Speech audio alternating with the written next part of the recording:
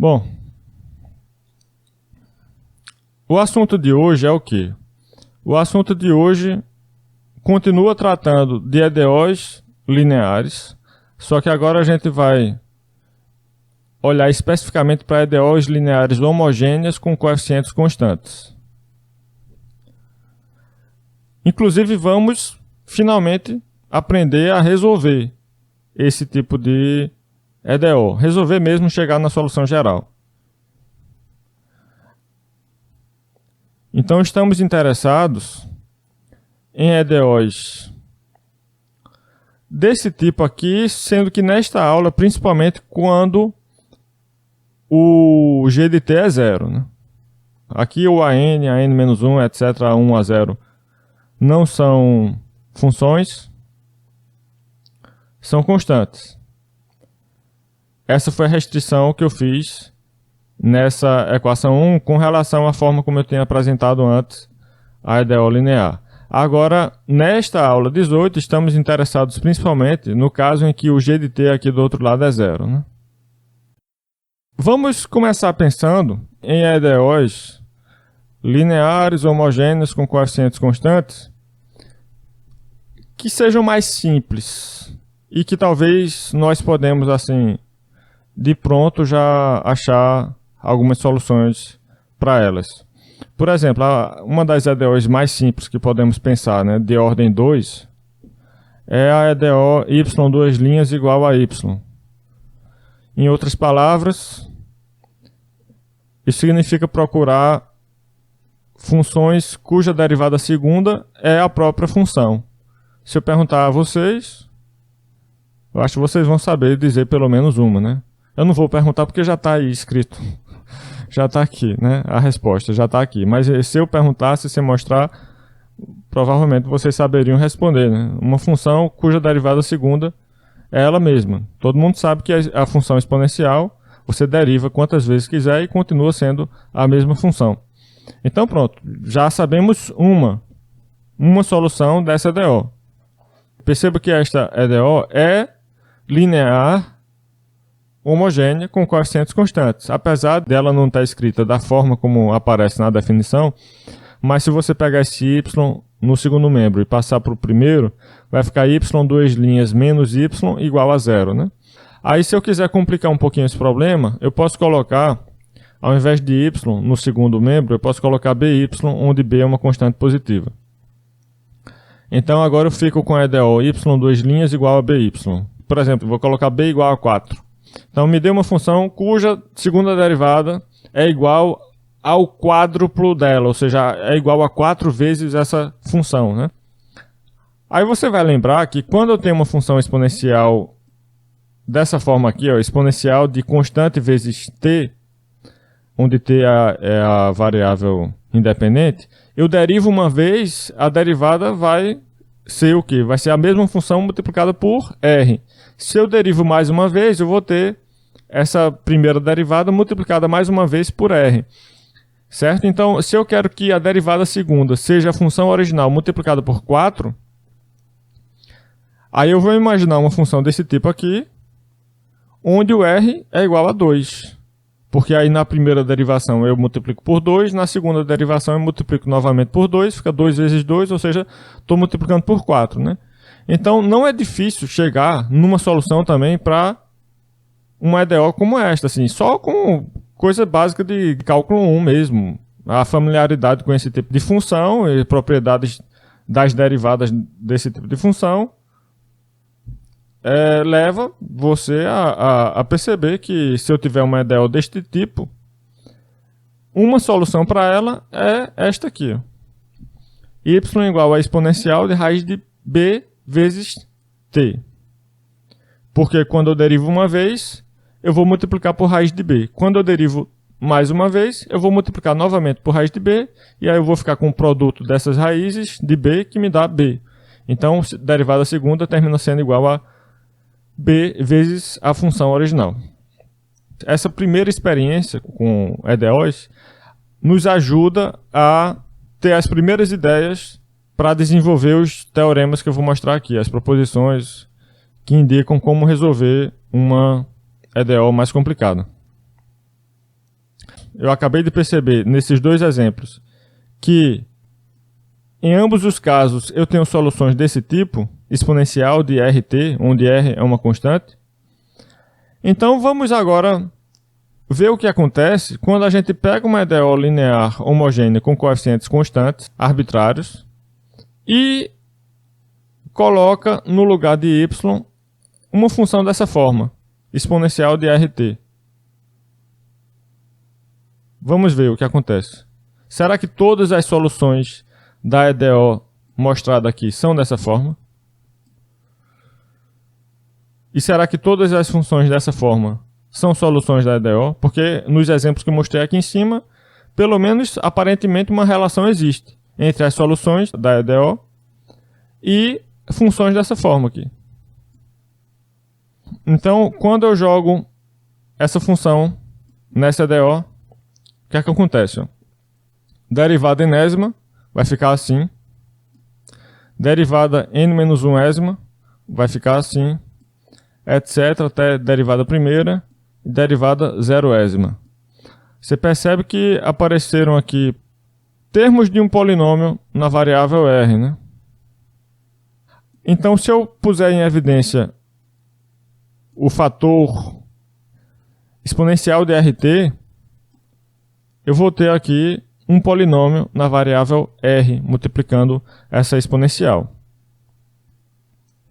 De modo que a expressão obtida será zero se e somente se o polinômio for zero, já que ele está multiplicado por uma exponencial, né, que nunca é zero. Então, esta afirmação aqui, que me diz que o polinômio na variável r é zero, equivale a esta. Por meio dessa cadeia de equivalências aqui, percebemos que uma função da forma exponencial de RT é a solução desta EDO se somente se esse R é uma raiz do polinômio ANX elevado a n mais AN-1, x elevado a n-1, mais etc. a 1x mais a zero. Então, em primeiro lugar, isso motiva uma definição, né? Isso mostra que esse polinômio aqui, na variável r, está intimamente relacionado com a EDO. Então eu vou dar um nome para ele. Se eu tenho essa EDO aqui, que é linear com coeficientes constantes, mas não necessariamente homogênea, então essa equação, que é uma equação polinomial, é chamada equação característica desta EDO, e este polinômio é chamado polinômio característico desta EDO. Como é que eu construo a equação característica e o polinômio característico a partir dos coeficientes da EDO? Eu simplesmente repito esses coeficientes da EDO como se fossem coeficientes de um polinômio e troco a derivada enésima de y por x elevado a n. Troco a derivada n-1ésima de y por x elevado a n-1. Então a ordem de derivação passa a ser o expoente da variável x. Tá? É assim que eu obtenho tanto a equação característica quanto o polinômio característico. E o que é que a gente percebeu? Qual é a relação que existe entre uma EDO e o seu polinômio característico?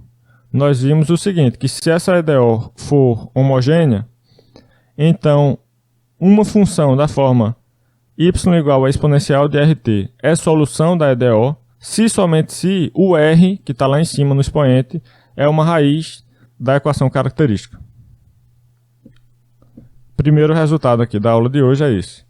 Que para eu encontrar funções dessa forma, que sejam soluções de uma EDO dessa forma, eu verifico se o R é uma raiz da equação característica. Se for uma raiz da equação característica, então certamente esta função é solução da EDO. E se esta função for solução da EDO, então também o R certamente é uma raiz da equação característica. Então é um se somente se. Tem a ida e tem a volta. Porém, eu não estou dizendo aqui que todas as soluções da EDO são dessa forma. Eu só estou dizendo que se forem dessa forma, exponencial de RT, então esse R é uma raiz da equação característica, e se um dado R for raiz da equação característica, então a função dessa forma é uma solução. Mas pode ser que existam outras funções que não sejam dessa forma e que sejam ainda soluções da EDO. Isso a gente vai investigar ainda. Agora eu vou falar um pouco mais especificamente sobre a situação quando eu tenho um polinômio característico de uma EDO com todas as raízes sendo reais e distintas. O que é que eu posso dizer sobre essas raízes reais e distintas de um polinômio característico de uma dada EDO linear homogênea com coeficientes constantes? Relembre que uma equação polinomial de grau n pode ter até n raízes distintas, reais ou complexas. Então, de acordo com o lema 1, quando a equação característica tiver n raízes reais distintas, R1, R2, etc., Rn, então essas n funções aqui são soluções da EDO linear homogênea correspondente. Foi isso que falou o lema 1. Sendo esses números R1, R2, etc., Rn 2 a 2 distintos, essas funções exponenciais aqui não são linearmente dependentes. Pelo contrário, são linearmente independentes. É isso que eu estou mostrando aqui na proposição 2. Dados coeficientes A0, A1, etc., N. Se eu tenho números reais, R1, R2, etc., Rk, que são raízes distintas da equação polinomial mostrada aqui, então as funções da forma exponencial de RJT com J variando de 1 a k são soluções linearmente independentes da EDO linear homogênea que tem os mesmos coeficientes que eu mostrei aqui em cima, né? Ou seja, o que eu mostrei aqui em cima é a equação característica desta EDO linear homogênea. E se eu sei que esse polinômio tem k raízes reais distintas, R1, R2, etc., Rk, aí eu posso, a partir desses números, formar k funções dessa forma, ó, exponencial de R1t, exponencial de R2t, etc., exponencial de Rkt. Eu tenho k funções distintas, formadas a partir desses números, e o que essa proposição está dizendo é que essas k funções formam um conjunto linearmente independente de soluções desta EDO. Já sabemos que são soluções, só falta verificar a independência linear. E mais, se eu realmente verificar a independência linear dessas k funções, o que é que acontece quando eu tiver não k funções, mas n funções, que é a ordem da EDO, né? Veja que esse k aí é um número qualquer, entre 1 e n. Mas digamos que ele seja igual a n. Eu teria então uma quantidade de soluções linearmente independentes dessa EDO que corresponde à dimensão do espaço-solução. Ou seja, elas têm que formar uma base, se eu tiver uma quantidade n, né, que é exatamente a ordem da EDO. Então, no caso particular, quando k é igual a n, essas n funções formam uma base do espaço-solução da EDO. A proposição 2 é facilmente provada a partir do lema 1 e da seguinte proposição. Eu coloquei um pouquinho mais adiante a prova. Ela vai usar o lema 1 só para dizer que a gente já sabe, né, que essas funções aqui são soluções realmente da EDO. E também vou precisar de uma proposição que vai dizer o seguinte: para todo R1, R2, etc., Rk reais, as funções dessa forma, né, exponencial de RJT, com J variando entre 1 e k, são linearmente independentes se somente se esses k números reais são 2 a 2 distintos. Essa proposição 3 foca na independência linear dessas funções, vistas como funções apenas, e não como soluções de uma EDO. Enquanto que na proposição 2, eu uso também o fato que elas são soluções de uma dada EDO, o que vem do lema 1. A diferença entre a proposição 2 e a proposição 3 é só essa, que na proposição 3 nós estamos olhando para essas funções sem considerar nenhuma EDO vinculada ou associada a elas. São funções apenas. E vamos verificar sob quais condições essas funções são linearmente independentes. A resposta é, elas são linearmente independentes se somente se esses números R1, R2, etc., RK são 2 a 2 distintos. Aí eu não vou detalhar a demonstração aqui, mas ela é feita com base no Wronskiano. Basta você mostrar que esse Wronskiano é diferente de zero. Aí a demonstração é um pouco extensa aqui. Pronto, provou. Não vou entrar em detalhes, quem quiser dar uma lida. Então, com a proposição 3 provada e com o lema 1 que já temos provado, fica provada agora a proposição 2. Exemplo. Resolva a EDO. Essas EDOs são EDOs que a gente já sabe resolver a partir desse resultado que a gente acabou de ver aí. Letra A. Eu tenho a EDO 2y 2 linhas mais 3y' mais y igual a 0. Então o que é que eu vou fazer? Eu vou olhar para o polinômio característico dessa EDO, que é isso aqui. 2x² mais 3x mais 1. Aí eu pego o polinômio característico e igualo a 0, formando a equação característica. Quais são as raízes dessa equação característica? Aí você aplica Bhaskara e vê que as raízes são R1, que é igual a menos 1, e R2, que é igual a menos 1 sobre 2. Como são raízes distintas, então essas duas funções aqui, né, que eu formo a partir desses dois números, usando aquela fórmula exponencial de RT, aqui e aqui, sendo que no lugar de R eu estou usando R1 e R2 respectivamente. Então essas duas funções, que são exponencial de menos t e exponencial de menos t sobre 2, são linearmente independentes, exatamente usando agora a proposição 3, né? Já que R1 é diferente de R2, essas duas funções são linearmente independentes. Aí eu tenho duas funções linearmente independentes. Também é fácil notar que elas são soluções da EDO, porque o lema 1 nos diz isso, né? Já que R1 e R2 são raízes da equação característica, essas funções também são soluções da EDO. Portanto, eu tenho duas soluções da EDO que são linearmente independentes.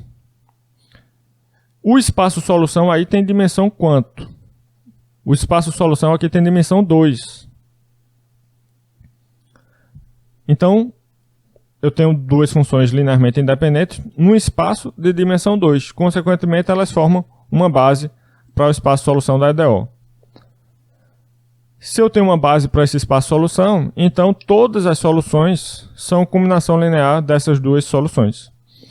Então, a solução geral fica assim. Todas as combinações lineares daquelas duas soluções fundamentais. Com isso você chega na solução geral. Esses C1 e C2 aqui são constantes reais arbitrárias. Na letra B eu tenho novamente uma EDO linear homogênea com coeficientes constantes. Estou escrevendo aqui a equação característica da EDO. Peguei os mesmos coeficientes, troquei derivada enésima de y por x elevado a n aqui. Resolvo essa equação. Como é que eu resolvo? Como é uma equação de grau 3, eu vou precisar de alguma maneira reduzir a uma equação de grau 2, né? Isso a gente pode fazer achando uma raiz, seja pelo chute, seja por qualquer método. Tem alguns métodos para a gente elencar alguns candidatos a raízes da equação, né? Um deles é simplesmente notar que a soma dos coeficientes é zero. Se eu somar aqui 70 menos 91 mais 14 mais 7, a soma dá zero. Isso indica que 1 é uma raiz. Quando a soma dos coeficientes dá zero, significa que você, colocando 1 no lugar de x, você tem o valor associado a esse número 1 pelo polinômio, que vai ser zero e que coincide também com a soma dos coeficientes. Então, 1 é uma raiz. Se eu já sei que 1 é uma raiz, aí eu pego o polinômio que eu tinha e divido por x menos 1. É sempre assim. Quando a gente encontra uma raiz de um polinômio, a gente pega o polinômio e divide por x menos a raiz que já foi encontrada. Aí reduz o grau, né? Vai para grau 2 agora. Aqui eu posso aplicar Bhaskara e encontrar as outras duas raízes, que são 2 e menos 5. Então eu tenho 3 raízes reais distintas, né? R1, R2 e R3, sendo R1 igual a 1, R2 igual a 2 e R3 igual a menos 5. Então a conclusão aqui vai ser a mesma, né? 3 raízes reais distintas me dão 3 funções linearmente independentes, que são soluções da EDO, que são essas aqui, ó. Exponencial de R1t, exponencial de R2t, exponencial de R3t. Já que eu tenho 3 funções linearmente independentes, que são soluções da EDO, e o conjunto solução da EDO é um espaço com dimensão 3, então toda solução da EDO é uma combinação linear dessas 3 funções. Então, solução geral vai ser isso aqui, combinação linear daquelas 3 funções, multiplicadas aqui por constantes reais arbitrárias. Pronto, até agora é esse o tipo de EDO linear que a gente sabe resolver, né? Quando você tem n raízes reais distintas para a equação característica, sendo n a ordem da EDO. Vamos falar agora de raízes reais repetidas. Exemplo 2. A equação característica dessa EDO y2' igual a 0 é qual? É essa aqui, x² igual a 0. Quais são as raízes dessa equação característica? Eu só tenho uma raiz para ela, que é uma raiz real, essa aqui, r igual a 0. Se eu tenho uma raiz real apenas para a equação característica, eu vou poder formar apenas uma função daquela forma exponencial de RT, né? Que é essa função aqui, ó, y1 de t igual a exponencial de 0t, que é 1. Só que o espaço solução dessa EDO aqui tem dimensão 2. Eu não consigo formar uma base para esse espaço com uma função apenas. Então, quem seria a outra função que eu poderia juntar a essa primeira para formar uma base do espaço solução? Como é uma EDO muito simples, podemos obter, assim, por mero chute, por simplesmente saber o que é que significa dizer que a derivada segunda de uma função é 0. Significa dizer o quê? Se eu derivei 2 vezes e cheguei em 0, quer dizer que a derivada primeira era uma constante, né? A derivada primeira era uma constante. E se a derivada primeira era uma constante, então a função original era o quê? Para chegar numa constante, tinha que ser um polinômio de grau 1. Então, por exemplo, y2 de t igual a t. É uma função também que satisfaz essa condição aqui, y2' igual a 0. Ou seja, eu acabei chegando numa outra solução para a EDO, isso por noções básicas de cálculo, derivada e tal. Com essas duas funções agora, y1 e y2, que são soluções da mesma EDO, eu posso verificar que elas são LI, e eu estou fazendo isso aqui, ó. O Wronskiano dessas duas funções é um número diferente de 0, o que mostra que elas são linearmente independentes, e como o espaço solução tem dimensão 2, porque a ordem da EDO é 2, então elas já formam um conjunto fundamental de soluções, né? Ou seja, toda solução dessa EDO é a combinação linear dessas duas funções. Portanto, a solução geral dessa EDO é exatamente isso aqui, né? Você escreve a solução geral dessa EDO assim, onde C1 e C2 são reais constantes arbitrários. Essa é uma EDO muito fácil, muito simples, e a gente poderia resolvê-la mesmo sem entender nada da teoria aqui que a gente está estudando de EDOs. Você pode resolver uma EDO como essa no início de cálculo 1, sabendo apenas o que é derivada de uma função e sabendo apenas algumas propriedades básicas sobre primitivas de uma função. Mas a lição que a gente pode tirar desse exemplo 2 é a seguinte: se eu só tenho uma raiz real para a equação característica de uma EDO linear com coeficientes constantes e homogênea, então eu vou ter, a partir dessa raiz real que eu encontrei, uma solução e vou querer encontrar mais uma. Com essa apenas eu não formo um conjunto fundamental, mas vou querer encontrar mais uma. Aqui nós terminamos encontrando mais uma.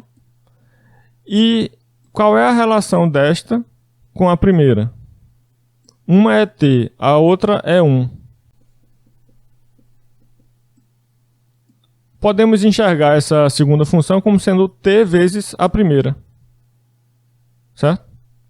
Quando você só tem uma solução para EDO, porque você só encontrou uma raiz real da equação característica, você pode tentar encontrar mais uma solução multiplicando por t aquela que você já tinha encontrado.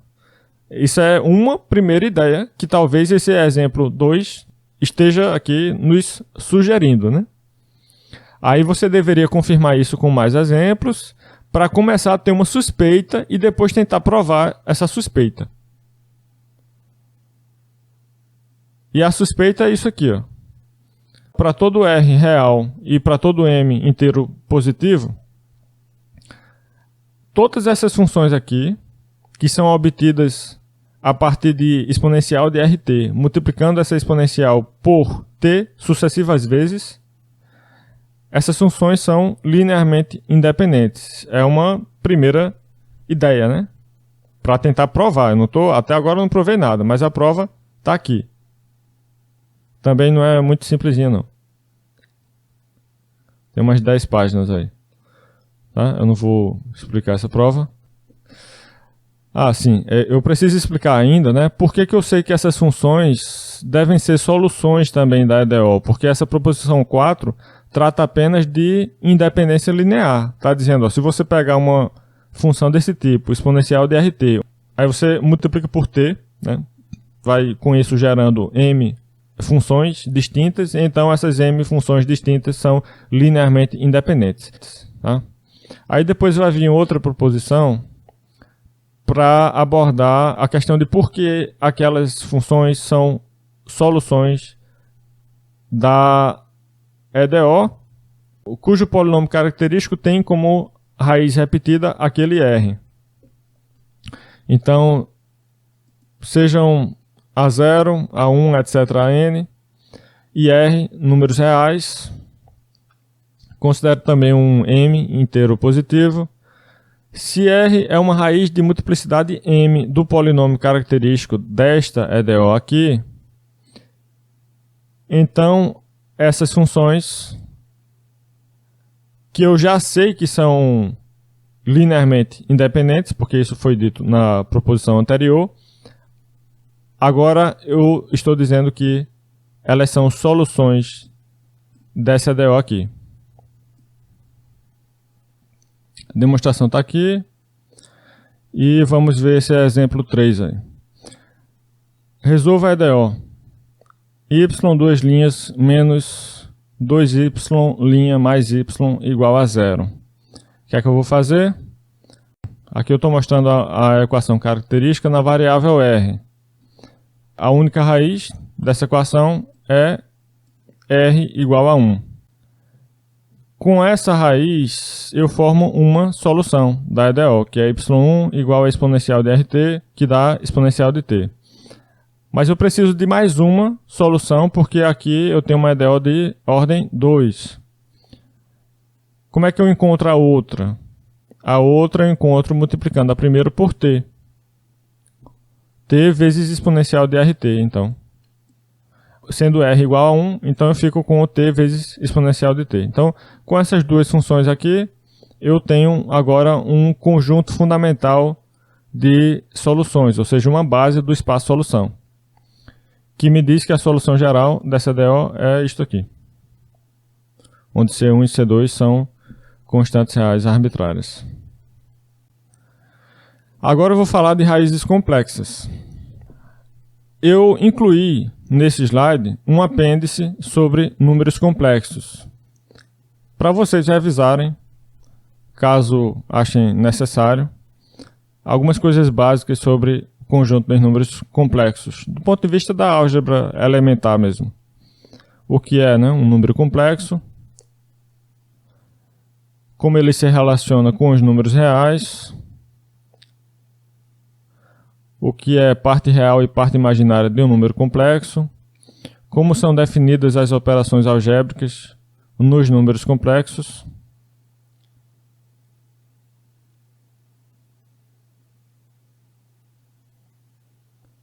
E quais são as propriedades algébricas dessas operações? São essas aqui, né? Resumidamente, essas operações fazem com que o conjunto dos números complexos seja um corpo.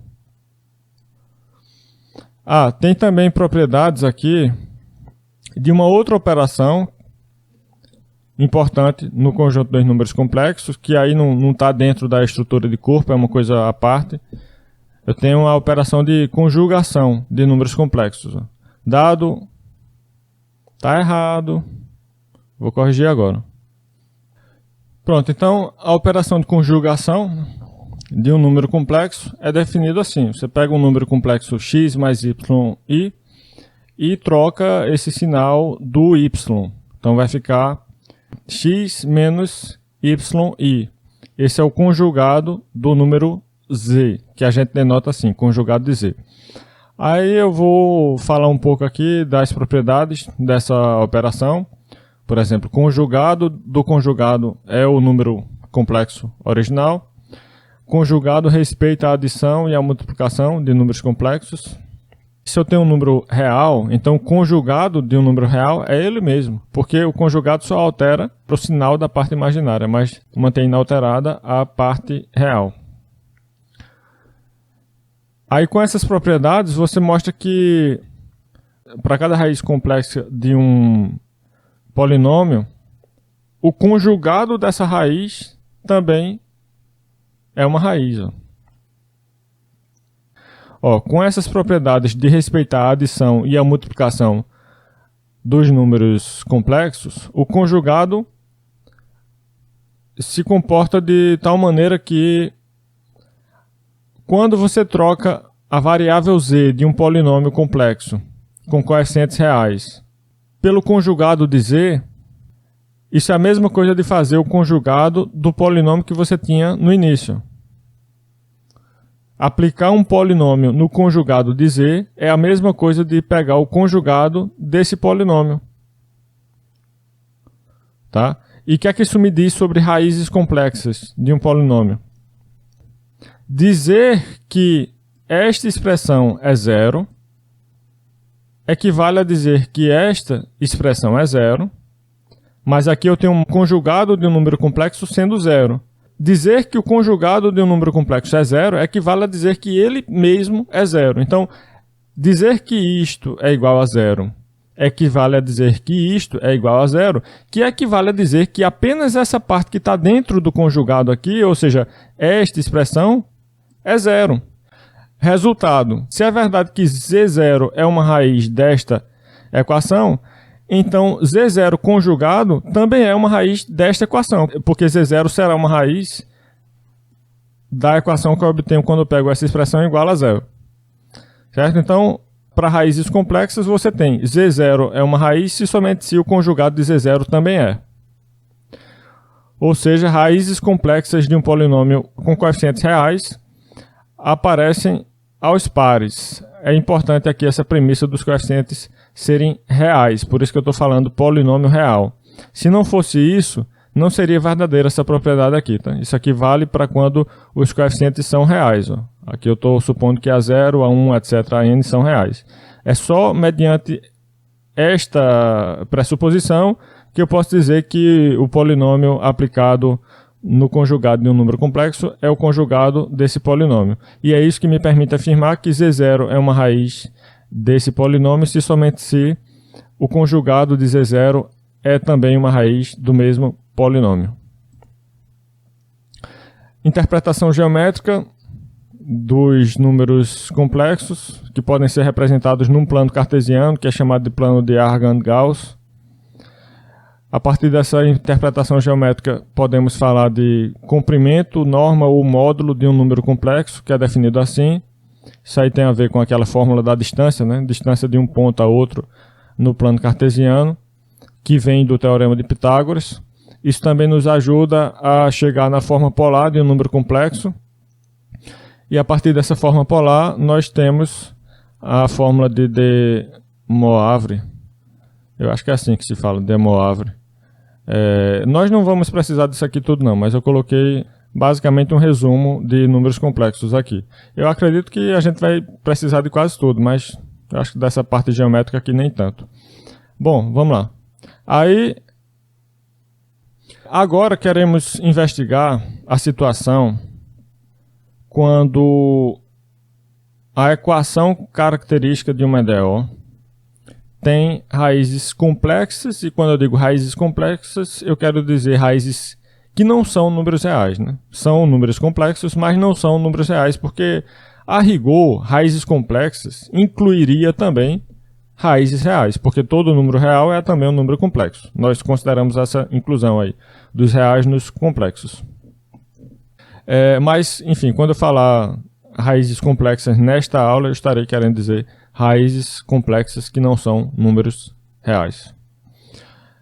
Suponha que eu tenho aqui o número complexo z dado por lambda mais mi, que é uma raiz dessa equação polinomial com coeficientes reais. O que eu acabei de explicar foi o quê? Que o conjugado desse número também será uma raiz desse mesmo polinômio, né? Se z é uma raiz, então z barra, conjugado de z, também é uma raiz dessa equação. Tudo que estudamos até agora é fortemente baseado em soluções desta forma, para uma EDO linear homogênea com coeficientes constantes. Então, quando a gente olha para o caso de raízes complexas, nós naturalmente temos a tendência, né, de achar que as soluções neste caso serão, de certa forma, parecidas com as soluções dos casos anteriores, ou seja, serão, de certa maneira, relacionadas com funções dessa forma aqui, exponencial de constante vezes t. Tá? Então, qual é o mais natural? Se você sabe que esta EDO linear homogênea com coeficientes constantes tem uma equação característica com raízes complexas conjugadas como estas aqui, qual é o mais natural a se pensar, né, sobre as soluções desta EDO que podem estar associadas a estas raízes complexas conjugadas da equação característica da EDO? O mais natural é você imitar o que já foi feito no caso de raízes reais distintas. Seria fazer o quê? Exponencial da primeira raiz vezes t e exponencial da segunda raiz vezes t. Seria isso aí, né? Que a gente pensaria em fazer. Imitando o caso real. Mas aí surgem alguns problemas. O que é exponencial de números complexos? Porque o que eu tenho aqui são exponenciais de números complexos. Se z e z barra são números complexos, e quando eu digo complexos, eu estou querendo dizer complexos que não são reais, então o que significa exponencial de zt, exponencial de z barra t? Outra coisa, qual é a relação entre essas supostas soluções complexas e as soluções reais? Quando a gente tem uma EDO que é pensada no conjunto dos números reais, eu quero resolver essa EDO encontrando funções reais. Não interessa para mim funções complexas, né? Então, o que é que eu faço com essas funções complexas que podem até ser, em certo sentido, soluções da EDO, mas eu não quero soluções complexas, eu quero soluções reais. Será que essas soluções complexas da EDO podem me ajudar a chegar em soluções reais da EDO? Essa é a questão aqui que eu estou levantando, né?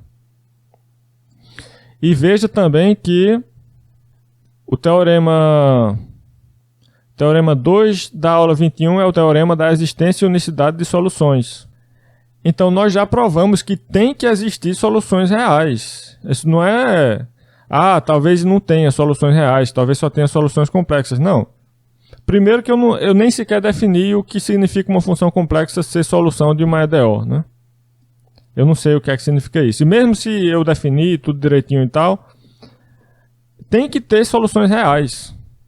Então, se em certo sentido essas funções complexas forem soluções da EDO que eu tenho aqui, pelo fato dessa ser uma EDO com coeficientes reais e tal, satisfazendo as condições do Teorema 2 da aula 21, que é o Teorema da existência e unicidade de soluções, tem que haver soluções reais também. Então, talvez exista uma maneira de transformar essas supostas soluções complexas da EDO em soluções reais. Essa é a questão, tá? Então, são 3 problemas aqui. Primeiro, definir exponencial de números complexos, que a gente não sabe o que é que significa isso. Definir o que significa dizer que essas funções complexas são soluções de uma dada EDO com coeficientes reais. E, por último, estabelecer a relação entre tais supostas soluções complexas e as soluções reais que devem existir. Agora eu vou mostrar como a gente pode definir exponencial de número complexo. Na verdade, não só exponencial, mas seno, cosseno. A gente pode usar séries de potências para definir funções que a gente já conhece nos números reais, agora estendendo essas funções para números complexos também. Então eu estou mostrando aqui as representações em séries de potências para 3 funções. Para essas funções vale o teorema da série de Taylor. E é esse teorema que eu estou usando aí, basicamente, para motivar a definição da extensão que eu quero fazer dessas funções para os números complexos. Veja que, por que as séries de potência são úteis aqui? Porque eu não sei o que é exponencial de um número complexo, mas eu sei o que é pegar esse número complexo e elevar a n e dividir por n fatorial. Isso eu sei fazer, está definido. Lá no apêndice eu defini potenciação de números complexos, divisão de um número complexo por um número, seja complexo ou real. Isso aqui eu sei calcular. E somar eu sei também, sei somar. A única coisa que fica um pouquinho aberto é quando eu tenho uma soma infinita, né? Aí o que é que significa isso agora? Para soma finita, eu sei fazer essa soma, né? O único problema é soma infinita. Mas digamos que a gente saiba fazer. Depois eu faço mais alguns comentários sobre isso. Então, se eu souber calcular essas séries aqui para números complexos, então eu posso agora definir exponencial de z como sendo isto, seno de z como sendo isto e cosseno de z como sendo isto. Veja agora as coisas se misturando, né? Todo o assunto de séries, que parecia uma coisa totalmente nada a ver com EDO, agora está aparecendo aqui. E vai continuar aparecendo. Viu? Daqui a pouco a gente tem o assunto para tratar aqui de solução de EDO por séries de potências. Algumas EDOs não têm maneiras de resolver que não seja por séries de potências. Pelo menos aqui no nível do curso, você estuda certas EDOs que dá para fazer com integração, com fórmulas e tal, e tem outras que não. Tem outras que você apenas recorre a séries de potências e você chega no final das contas a uma série de potências como solução da EDO. Não chega numa fórmulazinha igual a seno e tal, não. Chega na série de potências. Então, como eu estava falando, a rigor, para que estas definições façam sentido, é necessário antes definir convergência e somas de séries de potências para números complexos. Ou seja, foi o detalhe que ficou faltando nessas definições, né? Porque eu sei fazer as operações que estão sendo indicadas em cada uma das parcelas dessas séries de potências e sei inclusive calcular somas finitas dessas parcelas, só que o problema é para somas infinitas. Então eu teria que falar de convergência de séries de potências de números complexos e somas de séries de potências, que são os limites, né? Para onde tende essas somas, como a quantidade de parcelas tendendo a dar mais finito. Aí eu estou dizendo aqui que não vou entrar em detalhes sobre isso aqui, mas essas definições são análogas àquelas que a gente estudou. Definição de limite de uma série e tal, é tudo análogo àquelas que a gente já estudou. Se eu usar essas definições, como eu estou mostrando aqui, 9, 10, 11, completando os detalhes que eu não fiz, eu posso mostrar que essas funções exponencial, seno e cosseno de números complexos têm as propriedades que a gente observa para as funções correspondentes nos números reais. As propriedades mais importantes dessas funções nos números reais continuam valendo aqui para os números complexos. Por exemplo, exponencial da soma é produto das exponenciais. Exponencial de zero é 1. Exponencial é sempre diferente de zero. Exponencial de número complexo elevado a um número natural ou inteiro, n, é igual a exponencial de n vezes esse número complexo. As funções seno e cosseno satisfazem a relação trigonométrica fundamental. Seno da soma ainda é dado pela fórmula que a gente conhece, né? Seno A, cosseno B, cosseno A, sendo que aqui eu estou usando variáveis complexas, Z1 e Z2 no lugar de A e B. Para cosseno a mesma coisa, mesma fórmula continua valendo. Seno continua sendo uma função ímpar, seno de menos z é menos seno de z. Cosseno continua sendo uma função par, cosseno de menos z é igual ao cosseno de z. Então todas essas são propriedades que a gente já conhecia, já utilizava para as versões reais dessas funções, e agora eu estou dizendo que elas também servem para as versões estendidas dessas funções que incluem valores complexos, não reais. Agora, para poder dizer que funções como estas aqui, definidas para números complexos, são ou não são soluções de uma dada EDO, eu teria que definir o que significa isso, né? Eu defini apenas aqui as funções complexas. Agora, o que significa dizer que elas são ou não são soluções de uma dada EDO? Para definir isso, eu teria que falar de derivadas de funções complexas. Isso eu não vou entrar em detalhes aqui. Mas, novamente, as definições seriam análogas às que a gente já conhece. O que é a derivada de uma função real? Derivada de uma função real é um limite de uma razão incremental lá, que a gente pode definir do mesmo jeitinho para funções complexas. Então, nosso objetivo aqui é usar essas primeiras ideias de funções complexas e candidatas a soluções de EDOs para provar depois que essas candidatas são soluções e, mais do que isso, elas nos dão soluções reais. São soluções complexas de uma dada EDO e nos ajudam a chegar nas soluções reais da EDO. Então, voltando à EDO que tínhamos no início.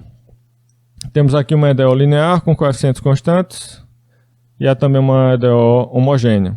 Suponha que eu tenha aqui raízes complexas conjugadas para a equação característica dessa EDO, né? Então, isto sugere, né, considerar que essas duas funções aqui são soluções complexas dessa EDO.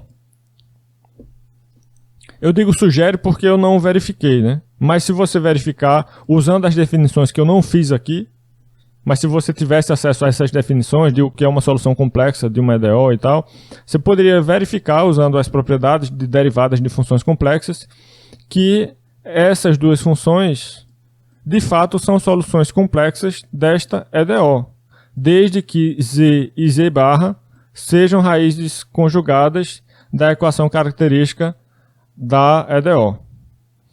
Vamos partir desse pressuposto, tá? Vamos partir do pressuposto que com esses números complexos aqui, eu formo soluções complexas para esta EDO. Minha pergunta é agora, como reescrever essas soluções complexas de uma maneira que seja mais fácil, depois, eventualmente, restringir essas funções para que elas nos deem soluções reais da EDO, porque soluções complexas não nos interessam, queremos chegar a soluções reais. Então vamos tentar entender quem são exatamente essas funções, vamos tentar reescrever as fórmulas dadas aqui para essas funções, para depois pensar nessa restrição de modo a obter funções reais a partir delas, que sejam também soluções da EDO que eu tenho aqui. E lembre-se que os coeficientes dessa EDO são coeficientes reais. Essa EDO pede funções reais como soluções dela. E no momento que temos são apenas soluções complexas, que não servem para nossos propósitos. Mas vamos entender aqui quem são exatamente essas funções. Primeiro perceba que se eu tiver exponencial de z ou z barra multiplicando t, como é que eu posso escrever isso de maneira apropriada em termos da definição que demos, que é usando séries de potências. Veja que eu coloquei aqui exatamente, né, lambda mais ou menos mi, representando esses dois números complexos aqui simultaneamente. Ao invés de escrever um e depois escrever o outro, para não fazer a conta duas vezes, eu estou usando mais ou menos para me referir a ambos, né? O sinal aí vai depender de qual você está considerando. Então aqui o que eu tenho é exponencial de zt e ao mesmo tempo exponencial de z barra t. A mesma conta servindo para cada um deles.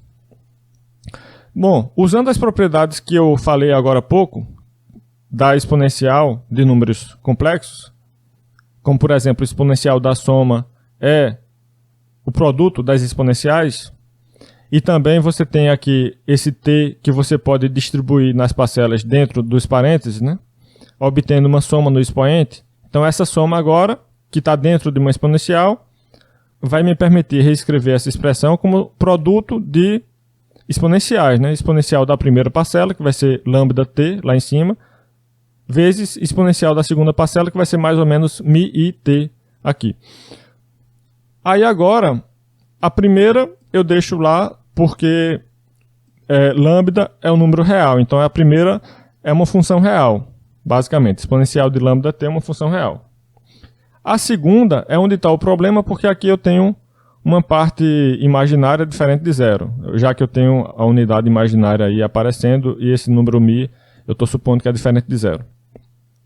Aí para esta parte eu vou aplicar a definição que eu dei aqui, ó, da exponencial, usando série de Taylor. Aí eu aplico a definição dessa exponencial, chego nessa série de potências. Esse somatório, ele tem parcelas com n par e tem parcelas com n ímpar. Aí eu separo essas parcelas. As que tem n par, eu escrevo à esquerda aqui, trocando n por 2k, onde k é um número natural, já que dizer que n é par é a mesma coisa de dizer que n é dessa forma, 2k sendo k um número natural. E dizer que n é ímpar é a mesma coisa de dizer que n é dessa forma, 2k mais 1, onde k é um número natural. Então eu separei basicamente aqui. Parcelas pares vão para um lado, parcelas ímpares vão para o outro lado. E quando eu digo parcelas pares e parcelas ímpares, estou querendo dizer parcelas com n par e parcelas com n ímpar, respectivamente. Depois o que eu faço é distribuir o exponencial de lambda t, que ficou do lado de fora, para esses dois somatórios dentro dos parênteses. Em seguida, aqui eu tenho, né, um i dentro de uma potenciação com expoente 2k. Aí eu separo i elevado a 2k, vem para cá, e o que ficou lá dentro vem para cá, né? Mais ou menos mi-t elevado a 2k. Do outro lado eu faço basicamente a mesma coisa aqui. Agora, quem é i elevado a 2k? É i elevado a 2 elevado a k. Ou seja, i ao quadrado elevado a k. Sendo que i ao quadrado é menos 1. Então, no final, esse i elevado a 2k vai ficar menos 1 elevado a k. Do outro lado, a mesma coisa, né? I elevado a 2k mais 1 vai ser i, por causa desse mais 1 aqui, eu tenho um i separado, vezes i elevado a 2k, que vai dar a mesma coisa que eu já tinha explicado aqui, que vai dar menos 1 elevado a k. Então, termino chegando nesses somatórios aqui, multiplicados por exponencial de lambda t. Agora eu preciso fazer o quê? Eu preciso recorrer às definições de seno e cosseno como séries de potências, reconhecendo que essas séries de potências que eu tenho aqui são representações em séries de potência, basicamente, de expressões envolvendo as funções seno e cosseno, tal como definimos. Ou seja, essa primeira série de potências nada mais é do que cosseno de mais ou menos μt. Se você prestar atenção na definição que demos aqui, ó. Definição de cosseno é esta. Definição de seno é esta. Então, isto é cosseno de mais ou menos μt. E isto é I vezes seno de mais ou menos μt. Então, eu vou ficar com exponencial de lambda mais ou menos μi vezes t igual a isto. Toda essa expressão, eu estou reescrevendo agora como isto. Tá? Agora eu vou separar, né? Já que eu fiz a conta usando mais ou menos, como sinal do mi, eu usei mais ou menos. Aí eu vou separar agora os sinais. Ó. Mais vai para um lado e menos vai para o outro. Estou usando também o fato que seno é uma função ímpar, então o sinal que aparece dentro dos parênteses aqui, dentro do seno, ele vem para fora. E cosseno é uma função par, então caso apareça um sinal de menos aqui, o cosseno descarta esse sinal. Por isso que não aparece sinal aqui na frente. O que eu tenho aqui são duas soluções complexas. Ó. Exponencial de zt e exponencial de z barra t. Cada uma delas escrita em termos das funções cosseno e seno. Aí o problema é que ainda aparece esse i aqui, essa unidade imaginária, que dificulta a restrição de cada uma dessas funções, de modo que elas se tornem funções reais. Então, o que é que eu faço para eliminar esse i que está aqui atrapalhando? Eu posso fazer o seguinte. Ó. Se você somar essas duas expressões, o i já vai desaparecer, porque vai cancelar esses segundos termos. Você vai ficar apenas com a soma desses outros termos aqui, que são iguais, então vai ficar com o dobro de exponencial de lambda t cosseno de μt. E se você quiser, para não ficar com o dobro, você divide por 2. Então, é o que eu estou fazendo aqui. Ó. Somei esses dois caras e dividi por 2. Eu estou representando isso como sendo a soma das metades de cada um deles. É a mesma coisa de somar e dividir por 2. É você somar as metades de cada um deles. Se eu somar as metades de cada um deles, eu vou ficar com quem? Eu vou ficar com a soma dessas duas expressões aqui, dividida por 2, que dá isso. E analogamente, você pode também fazer a segunda menos a primeira vezes i dividido por 2. Isso vai fazer com que você chegue nessa outra relação aqui. Então, basicamente a ideia aqui é transformar as funções que tínhamos, que seriam estas duas aqui, nestas outras que são mais fáceis de restringir a números reais.